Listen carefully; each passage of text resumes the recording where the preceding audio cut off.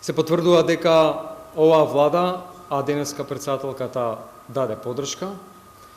ја води Македонија кон изолација, дека европската приказна за нас е завршена, нема да има никакви реформи и следи голема криза. Жалам што претседателката не застана на страната на мнозинството граѓани кои сакаат оваа земја да видат интегрирана целосно во Европа. Кога претседателот се обраќа пред парламентот и не успева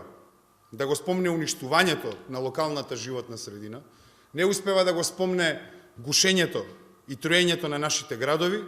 ова изоставање не е неутрално, туку е патоказ дека молкот во овој контекст е индикатор на политика. Она што е важно да се напомене е незиниот принципелен став, кој што се совпаѓа со мислењето на големото мнозинство на граѓани во Македонија, а тоа е дека нашата определба се европските интеграции и немаме дилема околу целта, но во исто време со наметнувањето на билатерални прашања надвор од копенхашките критериуми, дилемата е известноста на патот до целта. Гаранциите за кои таа зборуваше во однос на сето она што ние треба да го направиме на меѓународен план е нешто што и наш став и наша